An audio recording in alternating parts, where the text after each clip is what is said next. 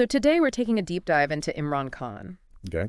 And we've got all these articles and blog posts, all in Urdu, really dissecting his political career. Yeah. Like, I mean, we're talking World Cup cricket hero turned Prime Minister of Pakistan. Yeah, it's an incredible story. Huge rise to power Yeah. with PTI, his time in office, and of course, Yeah. it all ends with that dramatic fall from grace. Yeah, and it brings up these really interesting questions. It does. About, Yeah. leadership, ambition, the challenges of actually bringing about change Absolutely. in a complex political landscape Yeah. like Pakistan, Exactly. And you start reading these blogs, and it's really striking, this contrast. Oh, really? You've got Amjad Ishar's Hixo, like, and it just reminds you of Imran Khan's almost mythical status, especially back in the beginning. World Cup victory. His just like dedication to philanthropy, founding Shikhat Khanum Hospital. Right. He was practically a national treasure. He was. That public image of him as this hero Right. is really, I think, crucial to understanding his political trajectory. Totally. People wanted to believe in him. Yeah. And his vision for Naya Pakistan. Yeah, Naya Pakistan. Yeah. That was his big promise. It was. A new Pakistan, free from the corruption. Yes. And all this old world politics that so many felt had held the country back. Absolutely, yeah. And it was powerful. I mean, it clearly resonated with a lot of voters. It did, yeah. Especially those who felt left behind by the traditional political dynasty. For sure. And for a lot of people, that promise, it wasn't just about policy changes. Yeah. It was about this total break from the past. Yeah. A chance to rewrite the rules and create a more just Yeah. and equitable society. Yeah. The hope he ignited, particularly among young people, it was palpable. But even before we get into like the nitty-gritty of his policies and his time in office, Right. one of the blogs that I found really interesting points out that even during his cricketing days, Oh, really? there were whispers about Khan's leadership style, Oh, what kind of whispers? questioning if he was, even back then, a bit too autocratic. Interesting. This my way or the highway approach, which, Yeah. became a hallmark Yeah, of yeah. his political career. Yeah. It seems like there might have been hints of that even then. That's fascinating. Yeah. It's often said that leadership traits, they kind of manifest themselves Yeah. across different parts of a person's life. So it makes you wonder if those criticisms were there early on. Right. Did they follow him into politics? And it seems like they might have. Okay. This same blog, for example, Yeah. talks about how Khan had this reputation for making these sudden reversals of his political positions, these so-called U-turns. Yes, the U-turns. Those are controversial. Right. So imagine this, you're someone who was really drawn to Khan's message of change, Sure. his promise to do things differently. But then you start to see these inconsistencies. Like he aligns himself with politicians that he had previously denounced as corrupt. Right. He backtracks on key promises. Yeah, it makes you wonder. Yeah. Can you really trust this guy? Right. Can you trust him to deliver on his word? Exactly. Yeah, it's a valid concern. Totally. Because it gets at the heart of trust and credibility, Right. which are just essential for any leader, Absolutely. but especially one who's come to power, Right. promising this complete break from the past. Yeah, a whole new system. Exactly. And it's not just about political alliances either. Oh, really? The blog also talks about how his economic policies Okay. were often criticized for being inconsistent. Interesting. So tell me about that. Okay. What about his economic record? Right. Like, what were the successes, the failures? On the one hand, Yeah. his supporters, they point to initiatives like the ASAS program, Right. which provided, financial assistance, Yeah. social safety nets Right. to millions of Pakistanis living in poverty. Right. Right. And they argue that these programs demonstrated Khan's commitment Yeah. to social welfare and reducing inequality. Which makes sense, Yeah. given his history with philanthropy Okay. and that big focus on social justice. Right, exactly. But then on the other hand, Yeah. those critics argue that his handling of the economy led to soaring inflation, Yeah. right, and a decline in the value of the Pakistani rupee. Right. They point to things like rising fuel prices, Yeah. increased cost of basic goods. Right. So people were really feeling it. Exactly, as evidence that Yeah. his economic policies were just, They were out of touch. Out of touch. With the needs of ordinary Pakistanis. So a bit of a mixed bag then. Yeah, I think you could say that. Okay.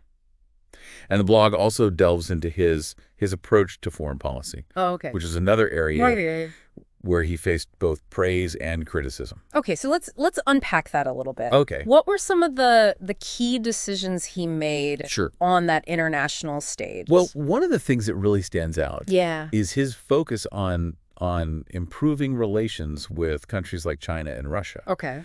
Which was widely seen as this move away from Pakistan's traditional alliance with the United States. Right. He framed this as a way to assert Pakistan's independence, and pursue a more balanced foreign policy. I mean, that's a pretty bold move.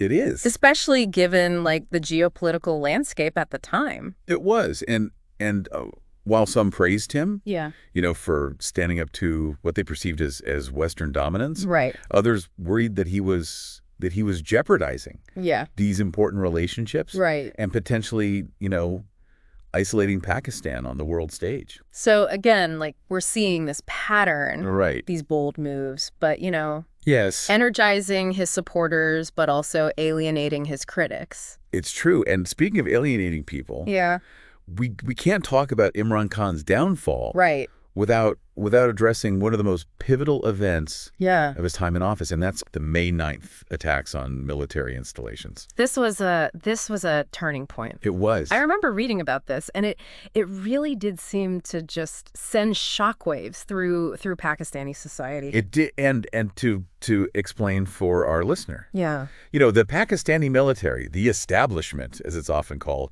has historically played this really significant role in the country's politics. And Khan, throughout his career, had been, very vocal in his criticism of the military's influence. Absolutely. He accused them of meddling in elections, propping up corrupt politicians, hindering true democracy in Pakistan. So when these attacks on military installations occurred, there was this immediate speculation about who was behind it. Of course, yeah. Right.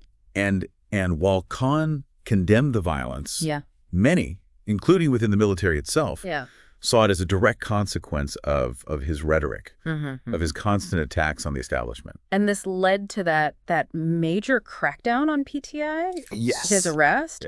And really, I mean, this marked the beginning of his downfall, right? It did. The relationship between Khan and the military, which had always been, tenuous, completely broke down. And it's interesting because the blog presents these two very different narratives about Khan's role in all of this. On the one hand, there are those who believe that he orchestrated the attacks. Wow. That it was this calculated attempt to incite unrest and seize more power. Yeah, that's a serious accusation. A very serious accusation. Yeah.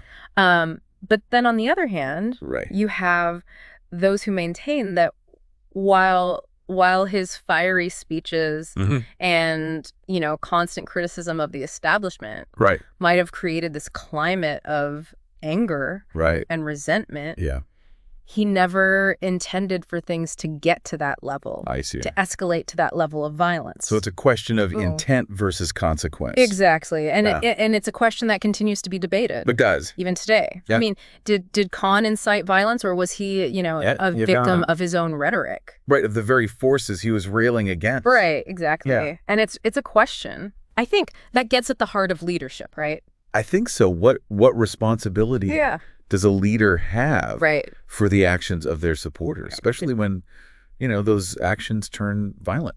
It's a heavy question. It is. And it seems like this question of responsibility, intent versus impact, follows Khan even beyond this specific event. It does, yeah. Especially when you look at his legacy, particularly his impact on Pakistan's youth. Okay, yeah. It's interesting because on the one hand, he clearly energized a whole generation of young Pakistanis. He did, yeah. They saw him as a hero. Yeah.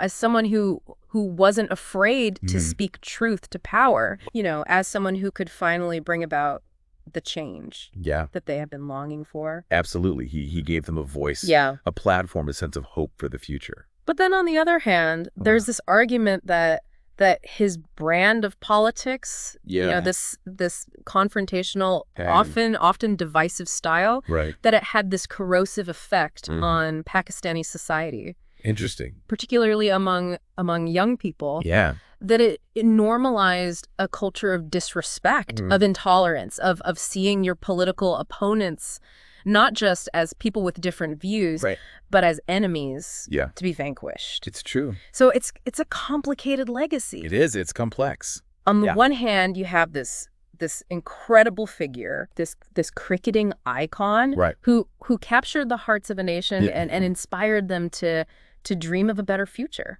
Right. And on the other, you have this polarizing politician whose time in office was marked by controversy, by these accusations of authoritarianism, of hypocrisy, of ultimately failing to deliver on his promises. Right. Yeah. There's a lot to process there. There is. And it seems like even the blog itself struggles to reconcile these different facets of his personality, of his leadership. I think that's right. And maybe that's the point. Maybe there's no easy answer. There's no simple way to sum up a figure as complex and contradictory as Imran Khan. It's so true. Yeah. And maybe the most important thing is to just keep asking the questions. I think so. Yeah. To keep grappling with the complexities. Absolutely. To keep trying to understand the man and the forces that shaped his journey. It's not just about one man's rise and fall either. No. It's a story about Pakistan. Yeah. It's about the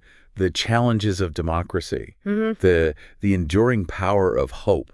Right. And then often, the often disillusioning realities of political power. And speaking of power, there's another aspect of Khan's leadership style that I found really fascinating in the blog. Okay, what's that? It was his approach to dealing with more traditional politicians. Okay. Those who were already part of the system. The system he was trying to dismantle. Right. Yeah. He seemed to have this real aversion to collaborating with them. Almost like he saw any form of compromise as this betrayal of his principles. Like he really doubled down on that outsider status. Right. Like anyone who'd been a part of the existing political landscape was somehow tainted. Right. Like they were part of the problem. Exactly. And to be fair, I mean, that message, that resonated with a lot of people. Absolutely. I mean, there was, and maybe still is, this deep sense of frustration, right? Yes. With the traditional political elite in Pakistan. Absolutely. This feeling that the people in power, they weren't really interested in serving the people. They were just interested in enriching themselves. Exactly. So when Khan came along, promising to just completely break from that system, it was incredibly appealing. Oh, totally. Yeah. But as the blog points out, there's potential downside to that approach as well, because politics, especially in a democracy as complex as Pakistan's, it often requires compromise. It does. It requires, building coalitions, negotiating with people you might not agree with. Sure. Even making concessions, right? To actually achieve your goals. It's that real tension between, this desire for purity, this absolute break from the past versus the pragmatism that you need. Right, the reality to actually govern effectively. Of getting things done, yeah. And it seems like Khan, at least according to this blog, may have erred a little too far on the side of that purity. Interesting, it's interesting because the blog, it draws this parallel between Khan's leadership style in politics and his time as a cricket captain. Oh, interesting. Tell me about that. Well, by all accounts, Khan was this brilliant cricketer, this fierce competitor, and a very effective captain. Right. But he was also known for being, quite demanding. Okay. Even autocratic in his leadership style. So the blog is saying that he brought that same approach. Yeah, it seems to be implying that, and while that kind of, unwavering determination, that refusal to compromise, it might work really well in the world of sports. Yeah. Yeah, makes sense on the field. In politics, right? It's much more complicated. It's not just about winning. Exactly. Right. It's about serving the needs of a diverse population. Right. With all these competing. Right. With all these competing interests. Priorities, yeah. And the blog suggests that this is one of the key factors that contributed to Khan's downfall. His inability or unwillingness rather to build bridges, to play the game a little, to work within the system. Right. To compromise when necessary. It made it that much harder to govern. It made it incredibly difficult to actually govern effectively. So a cautionary tale then about the limits of idealism in politics. Maybe, but it's also worth remembering that Khan's story, it isn't over. That's right. He remains this hugely popular figure in Pakistan. He does, and who knows what the future holds. Oh, exactly. I mean, he could very well return to power one day. Absolutely. And if he does, I think it'll be fascinating to see, if he's learned from his experiences. Right. Has he changed? If he's able to adapt. Yeah. His leadership style. To that reality. To the realities of governing. This complex. Such a complex country. And often unpredictable country. Well, on that note, I think we've reached the end of our deep dive into the rise and fall of Imran Khan. It's been quite a journey. Full of twists and turns. Yes. Triumphs and tragedies. Yeah, and I think what makes his story so compelling is that it's not just about, one man. Right. It's about the hopes and the dreams of a nation. It's about Pakistan. It's about Pakistan. Yeah. It's about, the challenges of democracy. This just enduring allure of a charismatic leader. Yeah. And just the often messy realities of political power. Yeah, no simple answer. No simple answers. And on that note, I think that's a good place to leave our listeners. Yeah, it is. To sit with that complexity. Yeah, to keep asking questions. Yeah. To keep seeking that understanding in a world that often, seems determined to defy. It really does. Easy explanation.